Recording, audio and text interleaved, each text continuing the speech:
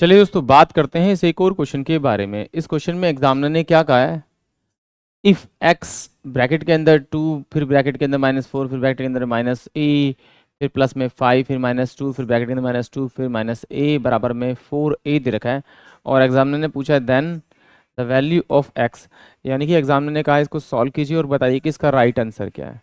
जब भी इस प्रकार का क्वेश्चन आता है तो हम उसमें बोडो मास रूल यूज़ करते हैं। बोडो मास मतलब क्या, सबसे पहले ब्रैकेट के अंदर जो वैल्यू उसको सॉल्व करेंगे, मतलब ब्रैकेट को सोल्व करेंगे, उसके बाद अगर कहीं ऑफ लिखा हुआ मिल रहा है और या फिर हिंदी में का, तो हम उसे गुना कर देंगे। फिर उसके बाद हम भाग यानी डिवाइड करेंगे, फिर मल्टीप्लाई यानी गुना करेंगे, फिर हम क्या करेंगे आपका प्लस यानी जमा, फिर सब्ट्रैक्ट यानी माइनस करेंगे।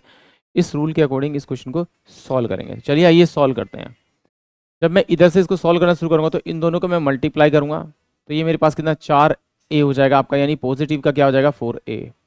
ये अंदर से ब्रैकेट खुलते ही जाएगा, अंदर मल्टीप्लाई होगा माइनस का 2a, तो यानी कितना होगा 4 दूनी 8a हो जाएगा, और यहाँ से x मल्टीप्लाई अंदर आके फिर ये मल्टीप्लाई होगा, तो मैं इसे कह सकता हूँ कि ये 8ax ये इसकी वैल्यू हो जाएगी। प्लस का निशान फिर यहाँ लगा हुआ है।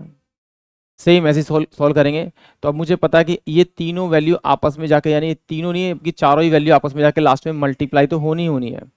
तो सिंपल सी बात है, ये मेरे पास में एक नेगेटिव, ये मेरे पास में एक नेगेटिव, यानी कि वैल्यू तो मेरी नेगेटिव ही आनी है।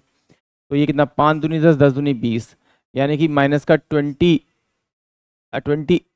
ए में से लिखता हूँ, तो यहाँ पर हो जाएगा माइनस का 8ax माइनस का 20a इसकल टू में मेरे पास क्या होगा 4a। अब देखिए इधर से मैं एक कॉमन निकालूंगा बाहर, फिर कटेगा, इससे अच्छा मैं डायरेक्ट यहाँ से ए में कट कर देता हूँ, तो माइनस का 8x बचेगा, और ये उधर जाके 20 कितना हो जाएगा आपका 24 हो जाएगा, क्योंकि माइनस का है उधर जाके प्लस हो जाएगा 24 हो जाएगा, तो 8 3 24, यानी x की जो वैल्यू आएगी वो आपकी -3 आएगी, यानी कि ऑप्शन जो है बी वो इस क्वेश्चन के लिए करेक्ट होगा। आई होप आप सभी क्वेश्चन समझ में आया होगा।